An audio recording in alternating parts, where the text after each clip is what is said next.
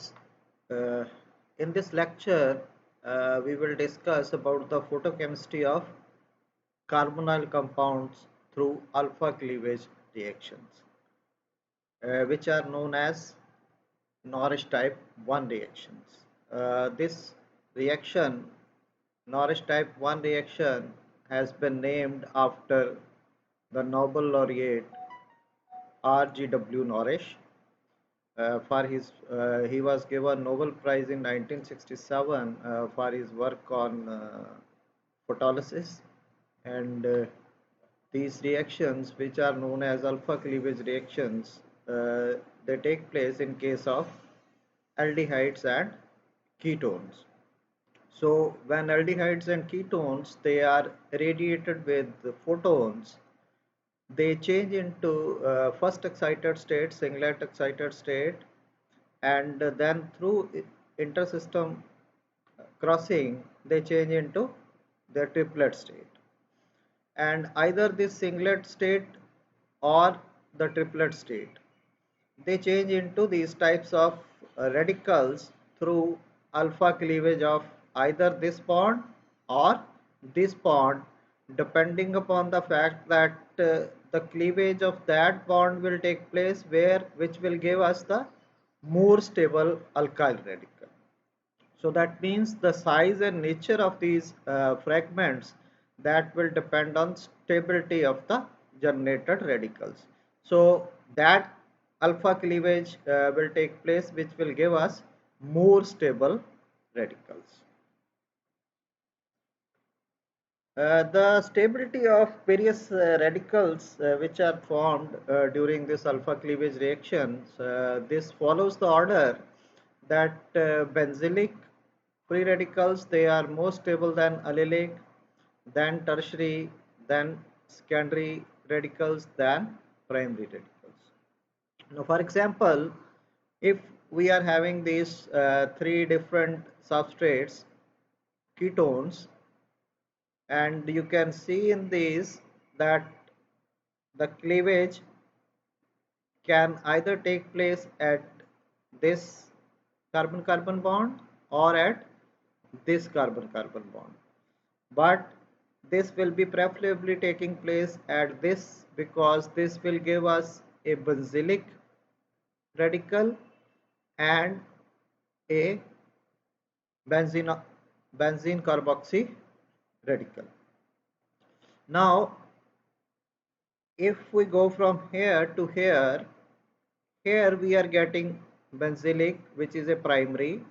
The here the radical formed by alpha cleavage of this bond will be a secondary, and here the radical formed by cleavage of this bond will be a tertiary benzylic free radical.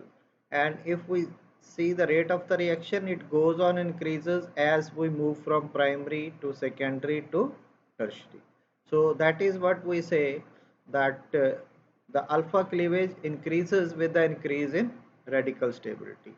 As we move from primary to secondary to tertiary, the stability of the radical increases. That is why the rate of the alpha cleavage also increases. And most of the Norris type 1 reactions, they take place through n-pi star transitions, and this is due to the weakening of the alpha bond by overlap of this bond with half vacant n orbitals of oxygen. So these are the non-bonding orbitals of oxygen which are present in the carbonyl compounds. And then we know that absorption properties of aldehydes and ketones, they are very convenient for irradiation at around 300 nanometers, because n-pi star transitions, they take place in between 280 to 330 nanometers. So that means if we irradiate the carbonyl compounds, that is aldehydes and ketones, at this frequency, then these transitions, they will take place. And second thing is, we have seen in the previous slide that through intersystem crossing, singlet state changes into triplet state, and triplet singlet energy gap is very small.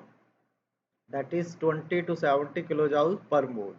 So therefore inter-system crossing is very easy, and its rates are very high because of the small energy gap between the triplet and singlet energy levels.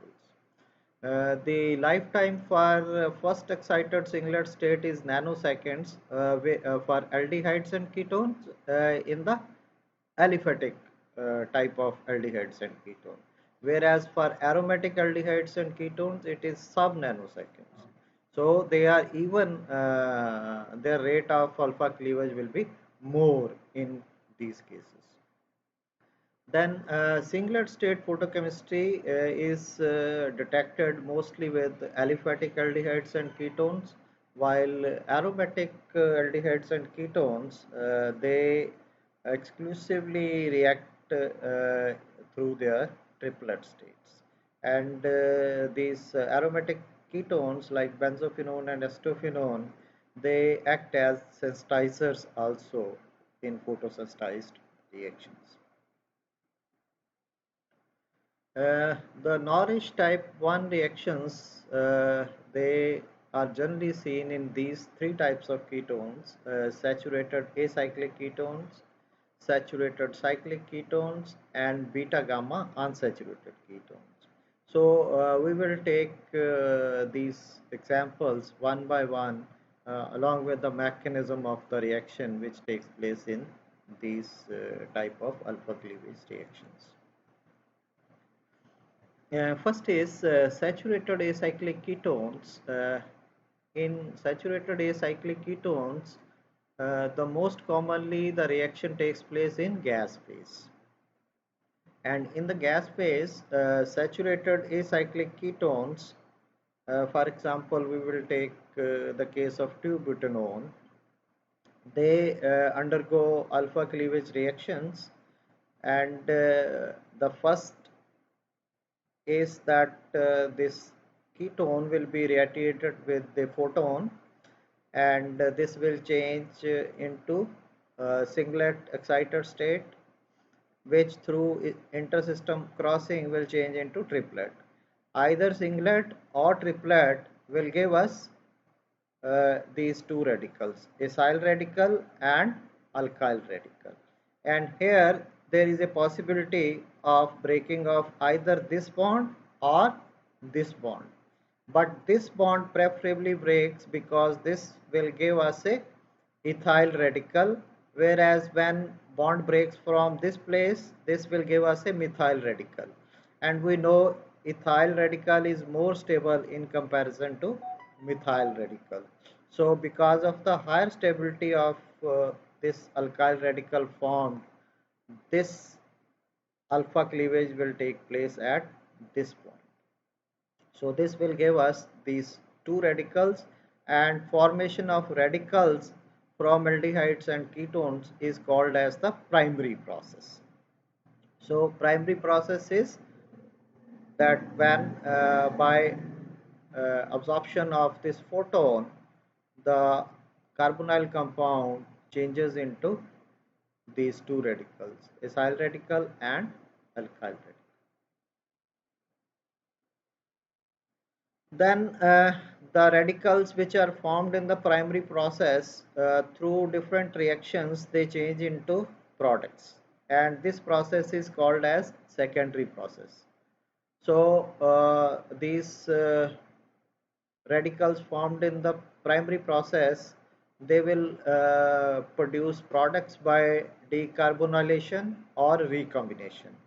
So for example, we can see over here, so if we take the example of this ketone 2,2-dimethyl pentane 3-one, so when it will absorb photon, this will give us this acyl radical and this alkyl radical. Cleavage takes place at this place because this will give us a more stable tertiary alkyl radical, and this will not take place at this place because this will give us ethyl, which is a primary free radical, whereas this radical produced will be higher in stability. So through primary process we have got these two radicals, and this radical can undergo decarbonylation with the removal of carbon monoxide from air, and this will produce a ethyl radical. Then these two radicals, they can combine with each other through recombination to give us these types of alkanes as product. This process of recombination of these radicals is known as secondary process.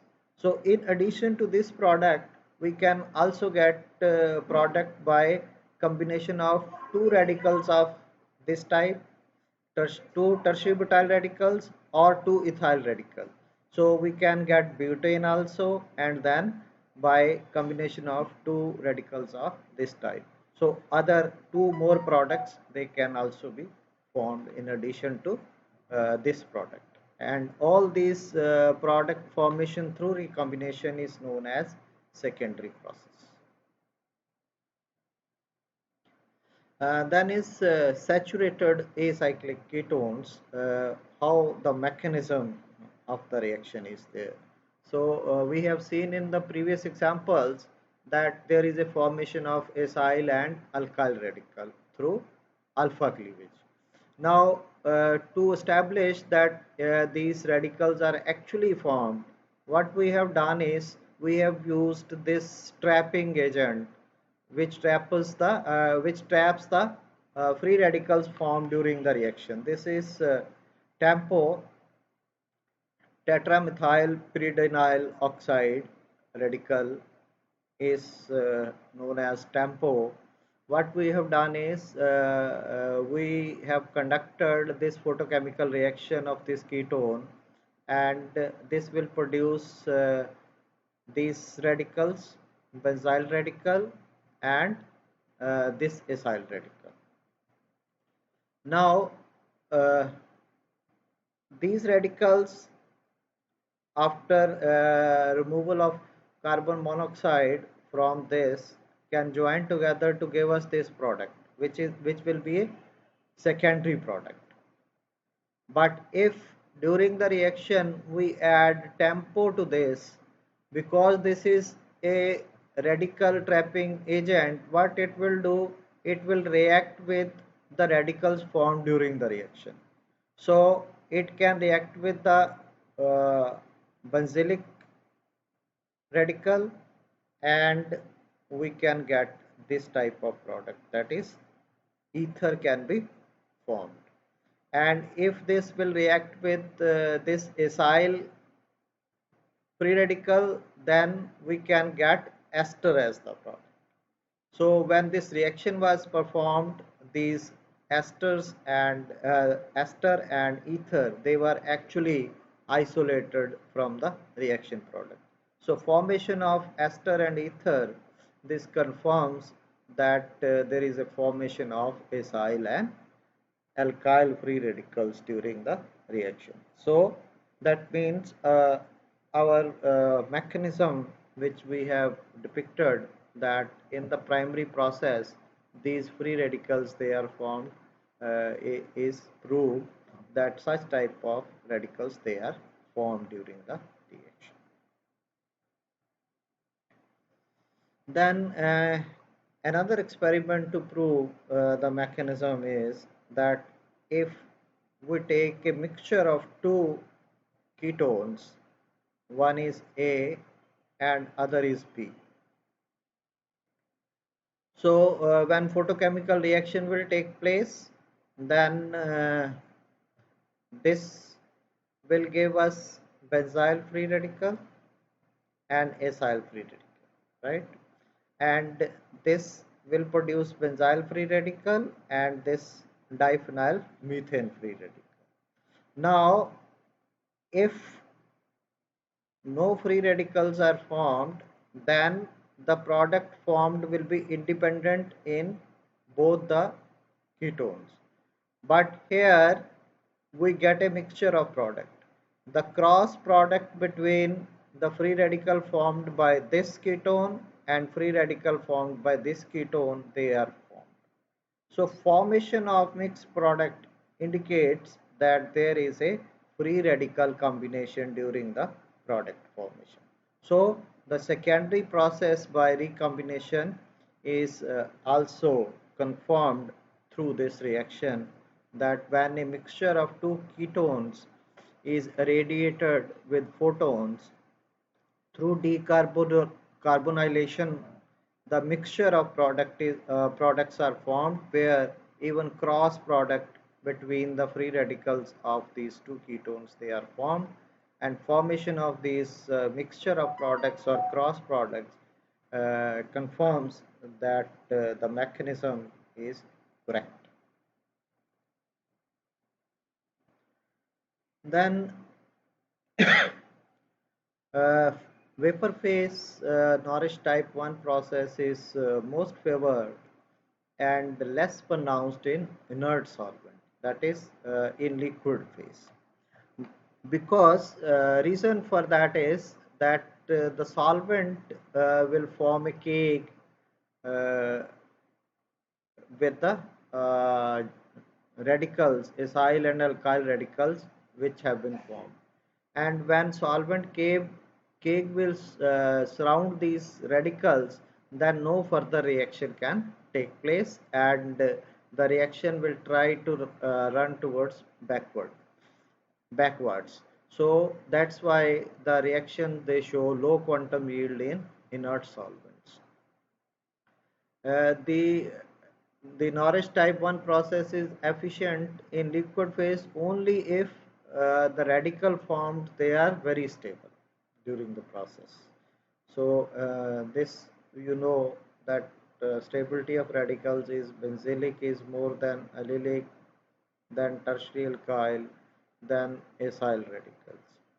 So we can see over here this will produce a benzylic free radical which is very stable. Then this is acyl radical which on removal of carbon monoxide will also produce benzylic free radical, and benzylic free radicals they are very stable. So that is why this reaction can also take place in the liquid phase to give us these types of products by combination of radicals.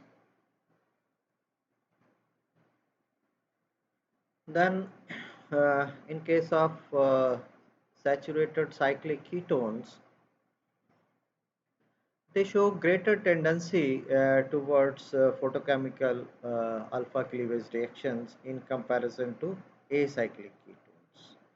And here, uh, most of the reaction in case of cyclic ketones they take place by n pi star transition in the triplet state only, whereas we have seen in case of acyclic ketones it can take place either through singlet state or through triplet state. But in case of cyclic ketones the reactions they usually take place by triplet state. However, it is not possible to confirm that the singlet state is not formed. Actually, it may be possible that in cyclic ketones, the ISC, that is intersystem crossing from singlet to triplet state, is so fast that no reaction is observed in the singlet state. So, the reaction is taking place through triplet state can be proved through this example. Say we take the case of cyclopentanone. Either we irradiate this in the vapor phase or in the liquid phase. This is the product which we isolate, pent 4-enane. So aldehyde is formed, and this reaction takes place at 313 nanometers and 254 nanometers. Now, if during the reaction we add 1,3-cyclopentadiene, that means this will act as a quencher, and radical formed they will interact with cyclopentadiene and some other products will be formed instead of this. And when this was done, it was found that the formation of this product was quenched by this molecule. So this confirms that there is an existence of triplet state in the reaction. And further, the triplet state is at least 100 times more reactive than the singlet state in case of saturated cyclic ketones. Now, in case of saturated cyclic ketones, the different types of products they are formed, and this is the mechanism that how they are formed. Say we will take a general example. This is our cyclic ketone, and through photochemical irradiation, we say that intersystem crossing takes place so fast that singlet state changes immediately into triplet state. So reaction is taking place in the triplet state, and because this is a symmetrical ketone, then either alpha cleavage can take place at this place, or this place we will get the same radical. Say by cleavage of this bond we will get free radicals at this type. This is acyl, this is alkyl. So acyl alkyl diradical is formed, and this acyl alkyl diradical is our primary process. So through primary process we are getting a acyl alkyl diradical, and this acyl alkyl radical through different secondary processes can change into different type of products. So first is that this is a primary alkyl radical. This can change into a more stable secondary radical by transfer of hydrogen from here to here. So this primary free radical will change into more stable secondary free radical. And if this carbon combines with this carbon to form a carbon-carbon bond, one electron is present at this carbon, one electron is present at this, they will form a carbon-carbon bond, then this type of cyclic ketone will be formed from this more stable secondary free radical.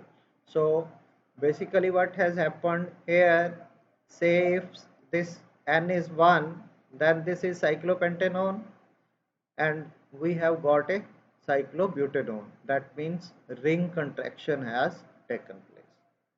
So one product is ring contraction product in this case. Then second is that this acyl alkyl radical can undergo decarbonylation, that is removal of this carbon monoxide. So here what happens is this bond will break, one electron from here will go to this, and this will form a carbon oxygen triple bond to give a molecule of carbon monoxide, and remaining electron will remain with this CH2, and we will get this type of alkyl diradical. And this alkyl diradical can either form this carbon-carbon bond, one electron from here, one electron from here, they will form a bond, and we will get a cycloalkane. So recombination of these radical will take place, or this will undergo intramolecular hydrogen abstraction, that is one hydrogen from here will be abstracted. This will create a carbon-carbon double bond, and this hydrogen will be shifted to this carbon, and we will get CH3. So we will get alkenes as the product through intramolecular hydrogen abstraction. So that means from alkyl diradicals we can get these types of two products. One is cycloalkane or alkane. Then this acyl alkyl radical can form two more products. One is that beta hydrogen abstraction from the alkyl radical. This is alkyl radical, and this is the beta carbon, and these hydrogen present on beta carbon, they are called as beta hydrogen. if one of the hydrogen from here is abstracted as H radical and one electron remaining at this carbon will form a carbon-carbon double bond like this, and this H radical removed from here will join at this place and we will get unsaturated aldehydes as the product. So this is how, if beta hydrogen abstraction from the alkyl radicals take place, we will get unsaturated aldehydes as the product. And similarly, if beta hydrogen abstraction from the acyl radicals takes place, this is our acyl radical and this is the beta carbon, and hydrogen present at beta carbon, they will be the beta hydrogens. So if one hydrogen as H radical goes from here, and this electron present on carbon, they will make a carbon carbon double bond, and the H radical removed from here goes to this place, this will become CH3 and a ketene will be formed. So this is how the radicals formed through primary process can change into different types of products like ketene, unsaturated aldehydes, cyclic ketones, cycloalkanes, or alkenes through secondary process. So this is the mechanism of formation of different types of products in case of saturated cyclic ketones. Now, those reactions, they were taking place in gaseous phase. In solution phase, the acyl alkyl diradical is not usually stabilized by decarbonylation. So in solution phase, this reaction will not take place. Decarbonylation will not take place. That means this dialkyl radical will not be formed in the solution phase. In the solution phase, only acyl alkyl diradical will change into products through beta hydrogen abstraction, which is an intramolecular hydrogen transfer. So that means only products formed, they will be either ketenes or unsaturated aldehydes in case of solution phase. So we have seen the mechanism how these are converted into ketenes and unsaturated aldehydes. So if beta hydrogen is abstracted from alkyl radical, this is the beta hydrogen, then we will get unsaturated aldehydes. If beta hydrogen is abstracted from acyl, this is the beta hydrogens present at the acyl, then we will get ketenes as the product.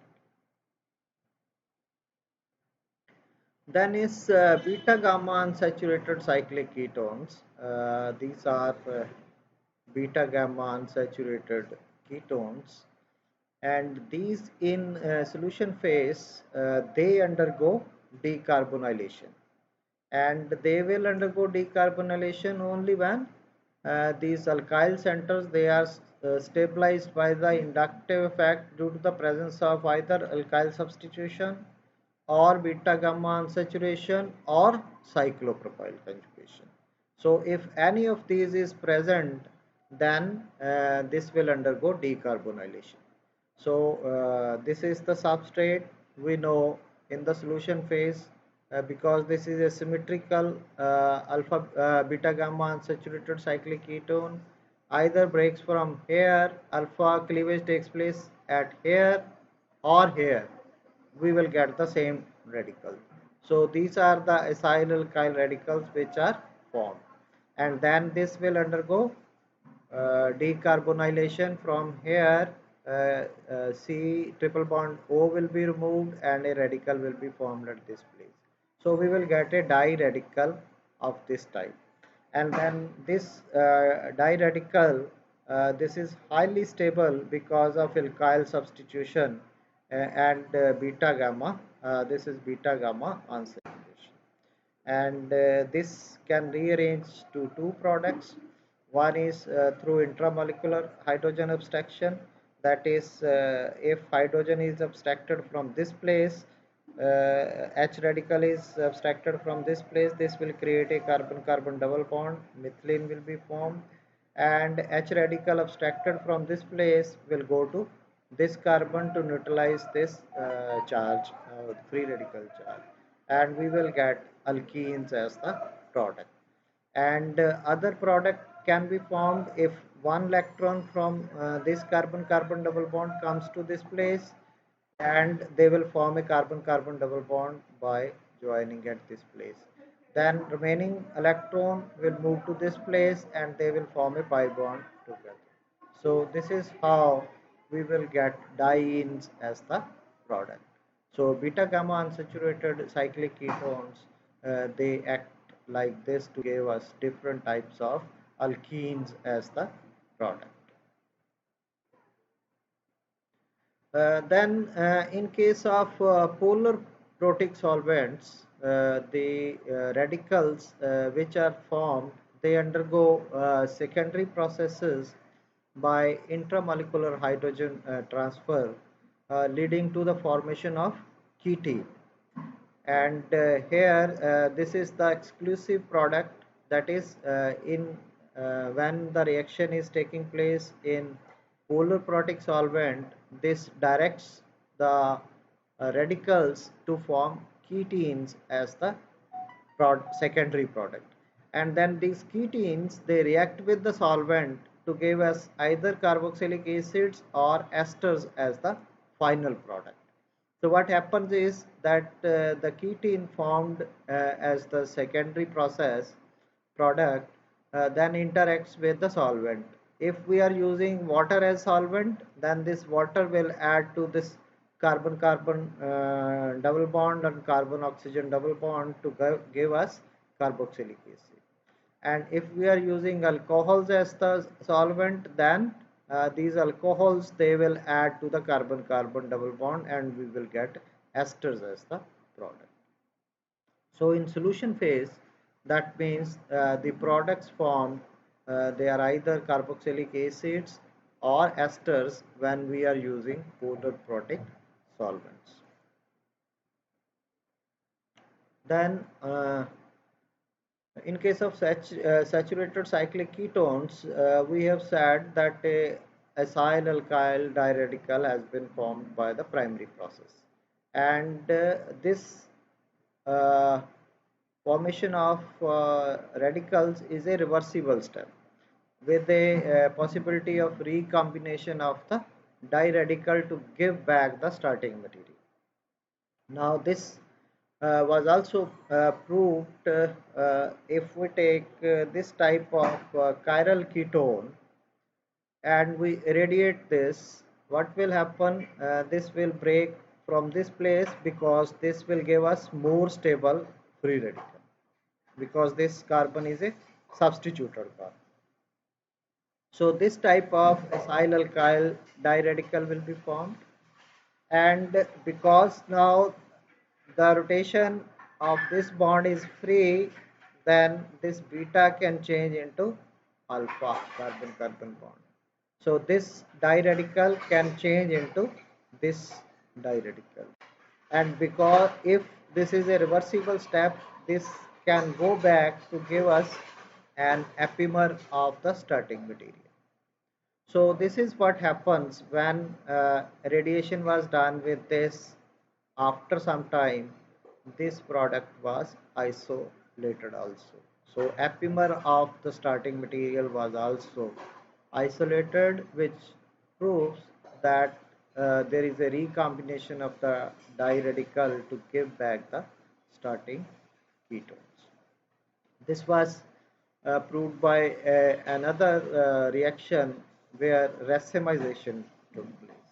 So if we take this chiral ketone, this will give us, by breaking of this bond, this will give us this free radical and this free radical. And now this can rotate freely and this can change into another isomeric free radical. and this can either give us forward reaction to give us the secondary products through uh, transfer of hydrogen. So if one hydrogen from here is transferred to this will become benzaldehyde and this will become alkene. So this is the forward reaction. These products will be formed. And if it goes backwards, then backward either chances are this will give you this product and combination of this will give you an isomer of this, an enantiomer. So when both the enantiomers they will formed in equal amounts, then racemization will take place. 50% of this and 50% of the isomer formed from recombination of these radicals. So this is what happens when this reaction was done. We got these products as well as the racemization product. So the optically active starting material changed into an optically inactive starting material.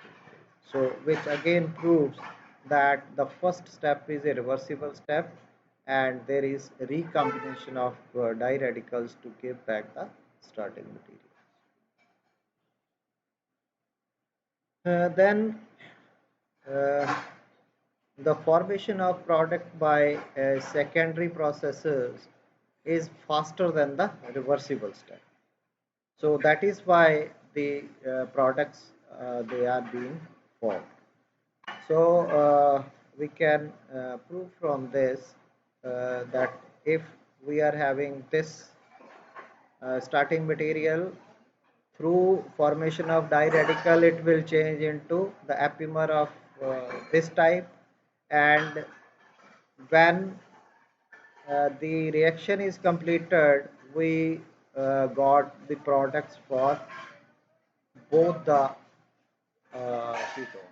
That is the starting material as well as epimer of the this ketone.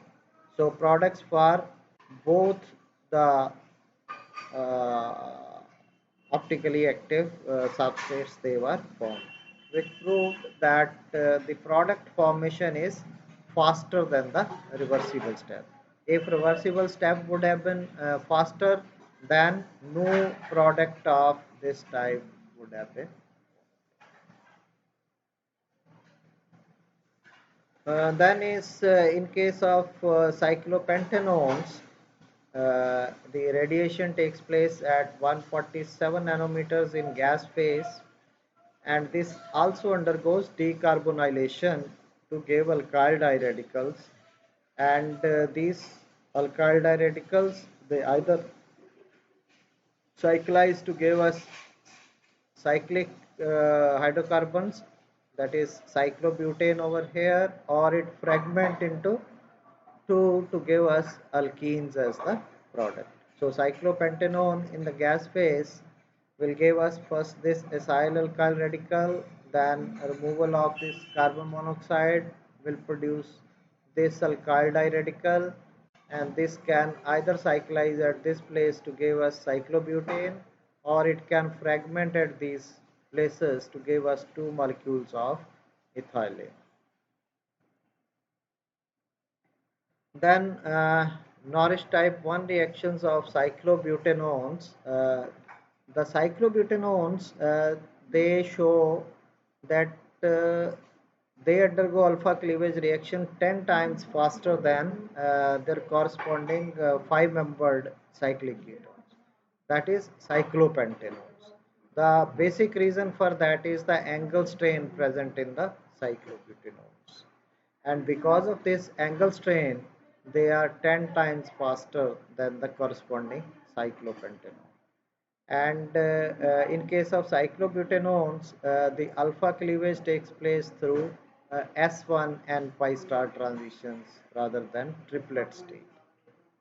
And these in the primary process we will get these types of 1,4 acyl alkyl diradicals, and these through different secondary processes can lead to formation of either cyclopropanes, alkenes, ketenes, and one more additional product in case of cyclobutanones is ring expansion product. So this is the primary product.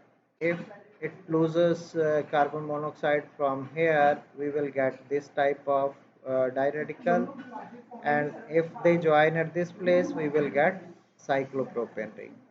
And if hydrogen abstraction at this place takes place, this will create a carbon-carbon double bond, and H radical will join at this place. We will get alkene as the product.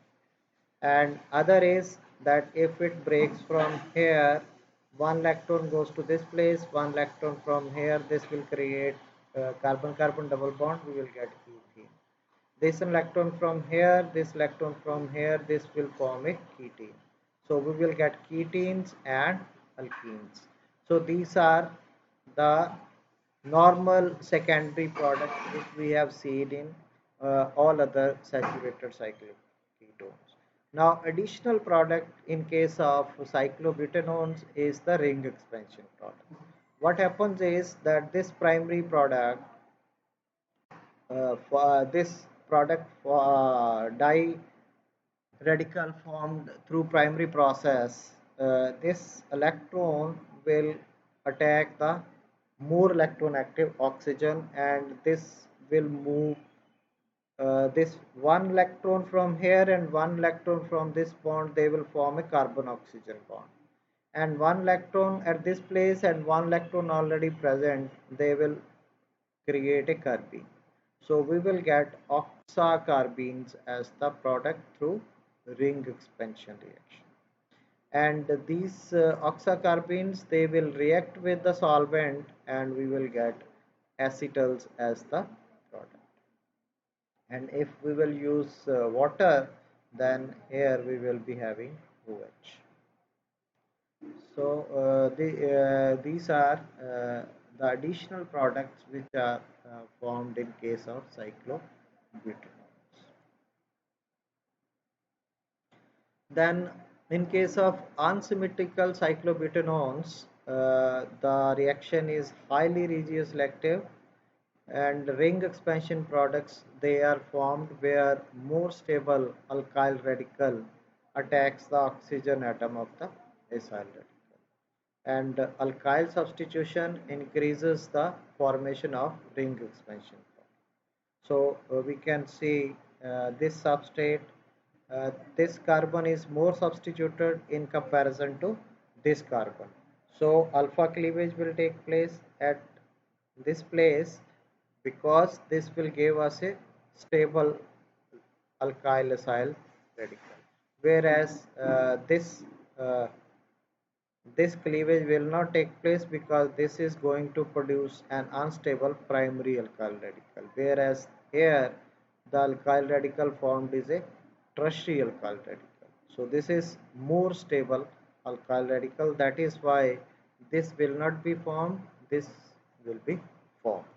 So this stable alkyl radical, then again this will attack the oxygen, this electron will go to this place, this will create a carbon oxygen bond, and ring expansion product of this type will be formed, oxocarbene will be formed, and then this oxocarbene can react with the solvent to give us uh, acetals as the product, and both the enantiomers of the acetal, they can be formed depending upon that from which side the nucleophilic oxygen of the solvent attacks this carbene.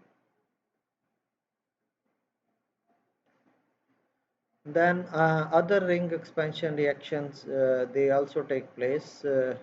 Here the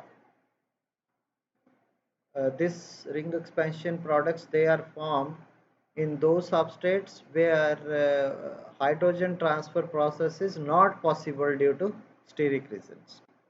So for example, in this substrate phenchone, this is a natural product, natural ketone. So if we see this closely, uh, the, alpha cleavage at this place will give us a more stable radical in comparison to alpha cleavage at this place. So we will get this type of acyl alkyl radical, and then this more stable alkyl radical will attack this oxygen, this move to this place, and we will get oxycarbenes of this type, which will react with the solvent, and we will get these types of products.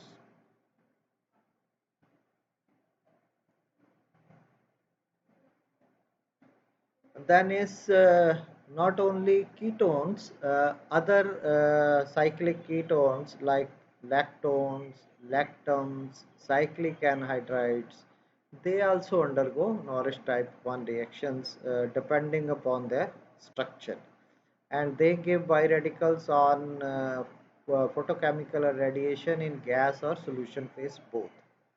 Now, for example, this five-membered lactone, either this can cleave at this place or this can cleave at this place. So when cleavage takes place over here, carbon oxygen bond, we will get these types of radicals. If cleavage takes place at carbon carbon bond, then we will get these types of radicals, biradicals. And these through alpha beta hydrogen abstraction, so H radical is removed from this place, this will create a carbon carbon double bond, and this H will be shifted to this place, we will get unsaturated formates as the product. Whereas if beta hydrogen is abstracted from this place, H radical goes from here, this will create a carbon oxygen double bond, and this H radical goes to this radical to form an aldehyde group. So we will get dialdehydes as the product. So this is how lactones, they react to give us unsaturated formates or dialdehydes as the products through these photochemical irradiation where alpha cleavage takes place. Thank you very much.